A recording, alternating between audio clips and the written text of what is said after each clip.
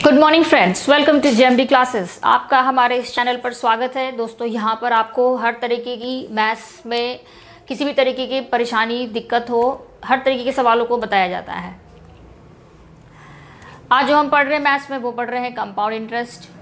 जैसा कि आप देख सकते हैं मेरे ऊपर यहाँ पर 2 क्वेश्चन लिखे हैं, तो आज इन सवालों को हम देखेंगे। तो अगर आपने हमारे अभी तक कोई भी वीडियोस नहीं देखा है, आप हमारे नए सब्सक्राइबर हैं, नए व्यूअर्स हैं, तो आप इस वीडियो को पूरा देखें। और जब आप इसको पूरा देखेंगे तो आपको समझ में आएगा कि क्या नया आज आपने सीखा है।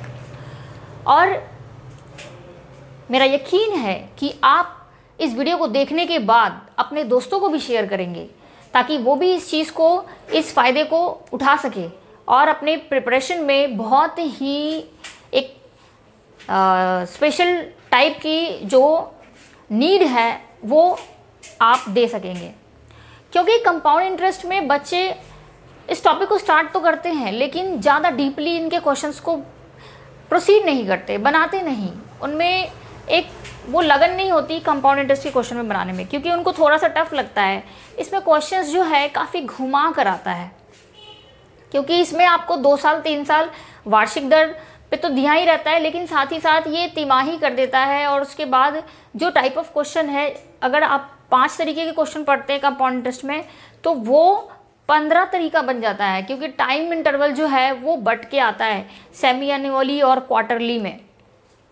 तो इस तरीके की प्रॉब्लम्स को दूर करने के लिए हमने हमारे चैनल पर ये कंपाउंड इंटरेस्ट स्टार्ट किया है। और इसमें आपको हर वीडियो में एक डिफरेंट टाइप ऑफ क्वेश्चन और डिफरेंट सॉल्यूशन ट्रिक्स देखने को मिलेंगे, और ऐसे ट्रिक्स जो आपके पेपर में बहुत ही कम समय में आपको क्वेश्चंस बनवा पाएंगे।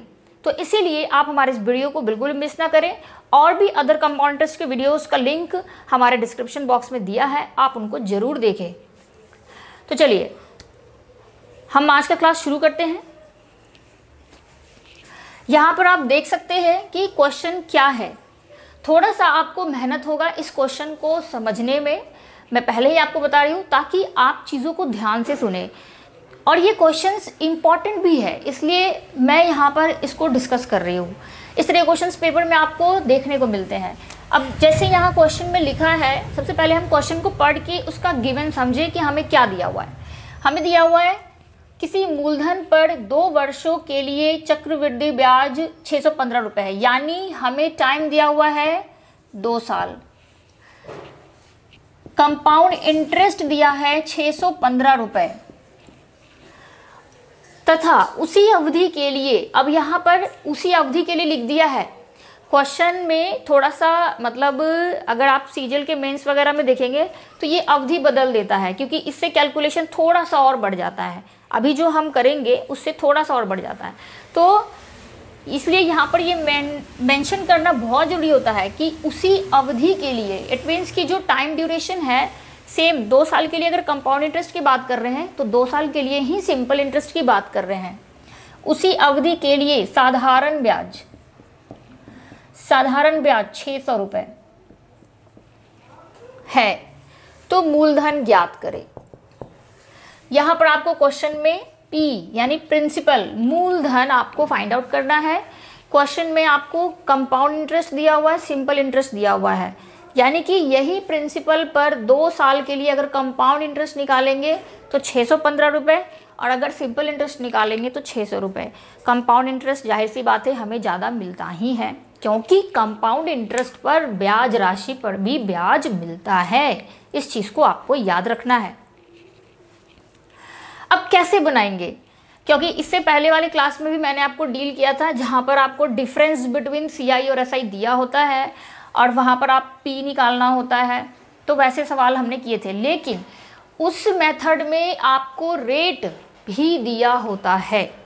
तो जब आपको रेट दिया होता है, जो जनरल फॉर्मूला हम यूज़ कर रहे थे पिछले क्लास में, उसको मैं बता दूं कि D = P R/100 की पावर 2, पर ये था फॉर 2 ईयर्स। तो हमारे पास यहाँ क्वेश्चन जो है वो भी तो 2 साल ही है ना, तो 2 साल के लिए आप ये फॉर्मूला यूज़ कर सकते हैं अगर ज़रूरत पड़े तो। लेकिन इस क्वेश्चन में क्या करें, यहाँ पर तो रेट भी नहीं दिया है और आपको P भी फाइंड आउट करना है। तो यानी जाहिर सी बात है कि ये फॉर्मूला हम डायरेक्ट नहीं लगा सकते। तो अब आपको यहाँ सोचना होगा कि हम इसमें क्या कर सकते हैं। तो चलिए इसके लिए मैं आपको थोड़ा सा इसके बेसिक में ले जाती हूँ। मैंने आपको प्रीवियस क्लासेस में, या यूँ कहूँ कि जो CI का जो फर्स्ट क्लास है, मैंने, आप प्लेलिस्ट में जाके फर्स्ट क्लास देख सकते हैं, उसमें जो मेथड समझाया है उस मेथड से हम इसको लगा सकते हैं। तो वो मेथड मैं आज फिर से समझा रही हूँ, ध्यान से समझेंगे, और वो बहुत इंपॉर्टेंट मेथड है। जैसे यहाँ पर अभी आपको ये कह रहा है कि सिंपल इंटरेस्ट है 600 और कंपाउंड इंटरेस्ट है 615। तो जब अगर 2 साल के लिए 2 साल के लिए सिंपल इंटरेस्ट अगर 600 है, तो 1 साल के लिए सिंपल इंटरेस्ट कितना होगा, इसका आधा 300। ठीक है। अब 2 साल के लिए आप चार्ट बनाइए, जैसे हम चार्ट बनाते हैं, यहाँ P लिखते हैं 2 साल के लिए। तो पहले साल के लिए यहाँ पर हमें, अगर जो भी हमारा R% है उससे हमें इसका इंटरेस्ट मिलता है। तो जैसे क्वेश्चन में आंसर छिपा है सिंपल इंटरेस्ट 2 साल के लिए 600, तो 1 साल के लिए 300। तो 1 साल के लिए सिंपल इंटरेस्ट और कंपाउंड इंटरेस्ट दोनों सेम होता है, कोई अंतर नहीं होता। ठीक है, क्योंकि जब हम पहले साल की बात करते हैं तो चाहे सिंपल इंटरेस्ट हो चाहे कंपाउंड इंटरेस्ट हो, आपका जो इंटरेस्ट अमाउंट मिलता है वो प्रिंसिपल पर ही रेट % लगा के कैलकुलेट किया जाता है, ओनली ऑन प्रिंसिपल। अब देखिए, तो यहाँ पर ये 300 लिखेंगे आप कि पहले साल के लिए जो आपको ब्याज राशि मिल रही है वो 300। अब आप दूसरे साल के लिए चार्ट बनाएं, दूसरे साल के लिए चार्ट बनाएंगे तो दूसरे साल में जो प्रिंसिपल है उसका तो मिलेगा ही, और जो फर्स्ट ईयर जो इंटरेस्ट मिला उसका भी हमें मिलेगा कंपाउंड इंटरेस्ट। तो इस पर जो R% लगेगा ये अब आपको 15 लिखना पड़ेगा।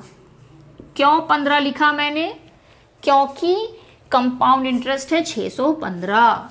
तो ये दोनों तो सिंपल इंटरेस्ट में इंक्लूड हो गए 2 साल के लिए। ये जो 15 एक्स्ट्रा बच रहा है ना, वो हमें मिलेगा सेकेंड ईयर में इंटरेस्ट का इंटरेस्ट, पहले साल जो इंटरेस्ट था उसका इंटरेस्ट सेकेंड ईयर में। ठीक है, बस इसी कंसेप्ट को बच्चे सीख नहीं पाते, या सुनते हैं तो वो माइंड में उनको हौच पौच हो जाता है कि ये क्या बोला जा रहा है, मुझे समझ में नहीं आ रहा है। इसी चीज़ को बस आपको समझना है। जब आप इस चीज़ को समझ जाएंगे ना तो सारे क्वेश्चंस बन जाएंगे, और अगर इसी चीज़ को आप नहीं समझेंगे तो सारे क्वेश्चंस में यही इस्तेमाल होता है बेसिक कंसेप्ट, फिर आपका हर क्वेश्चन छूटता चला जाता है। अब यहाँ से हमें क्या मिल गया, थोड़ा सा इस तरह क्वेश्चंस को हम इनडायरेक्टली सॉल्व करते हैं। अब आप देखिए,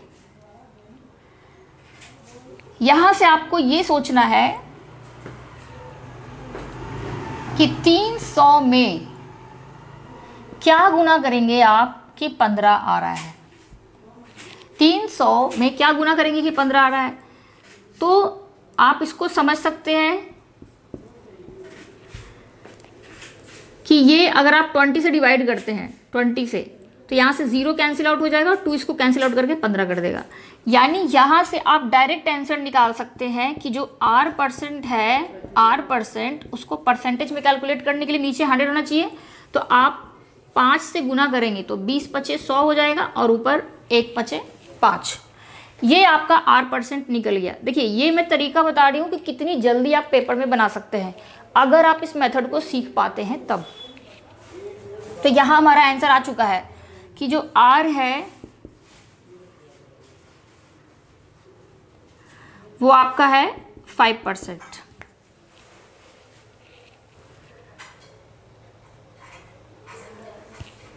और जब आप R निकालेंगे तभी आप P निकालेंगे। तो ये मेथड है R निकालने का।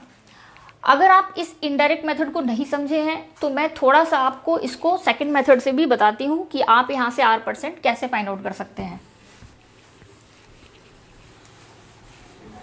देखिए, 300 का R% हम लिखते हैं 15, यहाँ से इस वैल्यू से कि 300 का 15 आ रहा है, तो 300 पे R% लगाया, 15 आ गया। यहाँ से आप R कैलकुलेट कर सकते हैं। तो R% को क्या लिखेंगे, R/100। जब भी अगर कोई 5% दिया होता है तो आप उसको फ्रैक्शन में यूज़ करते हैं तो क्या लिखते हैं, 5/100। वो चीज़ आपने यहाँ लिख दी, तो यहाँ से ये 00 कैंसिल आउट, और अब ये R क्या हो गया, 15/3। तो ये हो गया R 5%। तो आप ऐसे भी समझ के R कैलकुलेट कर सकते हैं। अब जब हमें R% मिल गया तो P कैसे निकालेंगे, P पे जो R% लगेगा वही देगा 300। ठीक है, यहां से आपको P क्या मिल गया, 300 × 100/R। तो 5 से आप काटेंगे 20, यानी P कितना आया, 3 दूनी 6,000। ठीक है, तो यहाँ पे इस क्वेश्चन में हमें R% निकालना था, और R% निकालने के बाद आप उसमें उसका मूलधन निकाल देते, क्योंकि पहले साल के लिए जो सिंपल इंटरेस्ट का फॉर्मूला होता है, सिंपल इंटरेस्ट या कंपाउंड इंटरेस्ट दोनों बराबर होता है, तो सिंपल इंटरेस्ट = PRT/100। तो एक साल की बात है तो ये 1, वैसे भी समझ सकते हैं आप, या सिंपली ऐसे भी समझ सकते हैं कि हम P में R/100 करते हैं, P में R/100 करते हैं तो 300 मिलता है। तो इस कंसेप्ट से आप लगा सकते हैं। तो कंसेप्ट जितना छोटा हो, जितना ईजिली आप समझ सके, वो बेहतर होता है, इसलिए आप इसको अप्रोच करेंगे। तो ये था इस क्वेश्चन को बनाने का तरीका। एक बार आप इसको फिर से समझ सकते हैं कि जब भी आपको कंपाउंड इंटरेस्ट और सिंपल इंटरेस्ट दोनों वैल्यू दे दे, तो यहाँ से क्वेश्चन में दोनों का डिफरेंस हमें समझ में आ जाता है कि दोनों का डिफरेंस है, जैसे इसमें था 600 और 615, तो 15 रुपये। तो ये आपको 2 वर्ष के लिए सिंपल इंटरेस्ट 600 दिया है, तो 1 वर्ष के लिए सिंपल इंटरेस्ट कितना हो जाएगा, 300। यानी पहले साल 300 और दूसरे साल 300, ये तो 600 मिल ही रहा है, ये 15 रुपये एक्स्ट्रा हमें कंपाउंड इंटरेस्ट की वजह से मिल रहा है दूसरे साल। तो ये 300 और 15 कैसे आया, 300 का R% 15 आ रहा है, 300 का R% 15 आ रहा है, तो आप R निकाल लेंगे वहाँ से, रेट मिल गया 5%। अब पहले साल पे चले जाएंगे कि P का R% 300 आ रहा है, तो P का R% 300 आ रहा है, तो R क्या हो जाना चाहिए, या P क्या हो जाना चाहिए, 6,000 रुपये। तो इस कंसेप्ट से आप इस क्वेश्चन को बनाएंगे। उम्मीद करते हैं कि ये क्वेश्चन आपको समझ में आया होगा। चलिए, जो दूसरा सवाल है वो भी इसी टाइप का है, लेकिन उसमें थोड़ा सा चेंजेस किया है मैंने। क्या चेंजेस किया है वो हमें क्वेश्चन पढ़ के समझ में आएगा। तो इस पहले सवाल में हमें मूलधन निकालना था, और दूसरे सवाल में हमें दर प्रतिशत निकालना है। तो सबसे पहले हमें क्वेश्चन को पढ़ के ये लिखना है कि इसमें क्या दिया हुआ है। क्वेश्चन को पढ़ेंगे और गिवन लिखेंगे, और फिर समझेंगे कि हमें उसमें क्या फाइंड आउट करना है। तो देखिए, यहाँ कह रहा है किसी निश्चित धनराशि पर 2 वर्ष, तो फिर से हमें कैलकुलेशन 2 वर्ष के लिए करना है। ब्याज, चक्रवृद्धि ब्याज CI आपको 282.15 रुपीज़ दिया है, तथा उतने ही वर्ष के लिए साधारण ब्याज 270 रुपये दिया है, और प्रतिवर्ष ब्याज दर ज्ञात करें। तो R% आपको फाइंड आउट करना है। क्वेश्चन इजी है, पर एनम के लिए दिया है। ये हो गया question, rate percent. Previous question से ये आसान है, क्यों, क्योंकि प्रीवियस क्वेश्चन में भी यही सारा चीज़ दिया हुआ था, लेकिन उसमें मूलधन निकालना था। तो मूलधन निकालने के लिए पहले आपको R% फाइंड आउट करना पड़ेगा और तब मूलधन निकालना पड़ेगा। इस क्वेश्चन में सिर्फ R% पे काम करके आपको छोड़ देना है। ठीक है, तो इस कैसे हम बनाएंगे क्वेश्चन को ताकि ये बहुत ही सिंपल और जल्दी बन जाए। तो इसमें आप सबसे पहले क्या करें, सिंपल इंटरेस्ट देखिए, 2 साल के लिए सिंपल इंटरेस्ट 270, तो 1 साल के लिए आप क्या करेंगे, इसको आधा कर दीजिए, 135। अब P जो भी है, P हमें निकालने की जरूरत नहीं है, P जो भी है पहले वर्ष 135 देगा, और जब दूसरे वर्ष आएंगे, देखिए ये टेबल सीखना बहुत ज़रूरी है कि हम कैसे बनाते हैं। दूसरे वर्ष मूलधन का हमें R% मिलेगा, वो मिलेगा 135। अब आप जब यहाँ पर 270 और ये 282.15, कितना का डिफरेंस है, तो ये आप देख सकते हैं कि ये 12.15 का डिफरेंस है, यानी यही 12.15 हमें सेकेंड ईयर 135 का इंटरेस्ट मिल रहा है R% पे। तो ठीक जो प्रीवियस क्वेश्चन में आपने किया था वही काम आप यहाँ पे कर सकते हैं कि 135 का R% हमें मिलेगा 12.15। अब इस कैलकुलेशन को आप ध्यान से कर सकते हैं, यहाँ से डेसिमल हटेगा तो नीचे 100 आ जाएगा, तो ये 100 कैंसिल आउट हो गया। अब आप देख लीजिए कि 135 1215 को कितने टाइम्स में काटेगा। तो इसके लिए थोड़ी सी आपकी टेबल अच्छी होनी चाहिए, और अगर टेबल अच्छी नहीं है तो आप इसको फैक्टराइज कीजिए, दोनों में जो जो कॉमन है कैंसिल आउट कर देंगे और जो नहीं कॉमन है उसको आप लिख देंगे। तो यहाँ से अगर आप 135 को 9 टाइम्स में देखें तो यह देखिए मल्टीप्लाई कर लीजिए, 5 9 जा 45, 9 ये 27, 27 और 4 आप ऐड करेंगे तो 31 और 3 9 3 12।